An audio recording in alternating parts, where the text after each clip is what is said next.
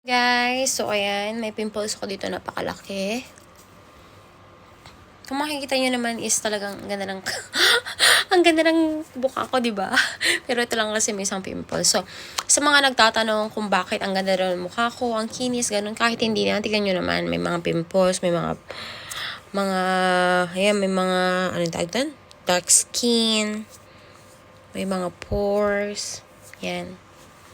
So, ang sikreto ko lang naman dyan is yung aking toner at saka yung aking mga nilalagay sa mukha. So, ito yung toner ko. Papakita ko sa inyo, guys. So, ito yung toner ko, guys. La Mer. Ayan. Ayan. Lapit ko siyang maubos. Pero talagang ginagamit ko lang talaga is itong brand na to, guys. Wala nung nag-love self ako eh. Ayun nga, medyo lumubo yung aking katawan. Kaya hindi na tayo masyadong pan. Ayun, guys. Mild lang siya. Hindi siya mahapdi sa mukha. Siya pala, namumula talaga yung pisngi ko gawa ng weather, guys. Yung weather kasi dito is malamig. Malamig and then dry. Nakaka-dry ng skin. So, sa lahat ng mga katulad kong OFW o kahit sa ang sulok ng mundo na malamig is maglagay kayo ng mga moisturizer para hindi masyadong mag-dry yung mga skin nyo at minom kayo ng maraming tubig at para hindi kayo ma-dehydrated.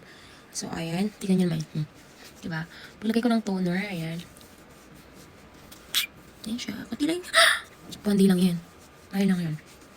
So, ayan. Kasi dito sa bahay, masyadong alikabok. So, habang lilinis ako, masyadong alikabok. Wala yung pimples ko. Hindi ko siya pwedeng tuklapin kasi gawa nung dudugo na naman. Tapos, gamit tayo nitong, ayan, Chanel. Pang natin to. Night cream. Firming night cream natin. Nasa $68 pala to, guys. $68. Kunti lang.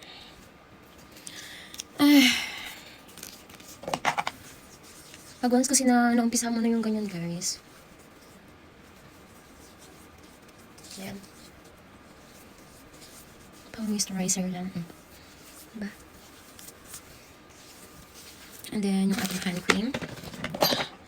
May hand cream din tayo din. Kasi talagang, tignan nyo naman yung kamay ko. Tignan nyo siya. Diba? Masyado siyang balat-balat. Ay, hindi. Parang kamay na ng kwan. Paano ng manok. Yan. Yan. So, malagay tayo.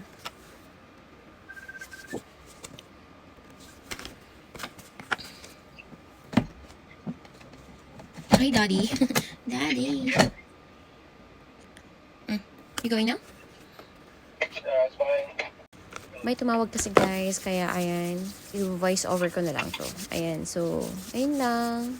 Keep safe and God bless.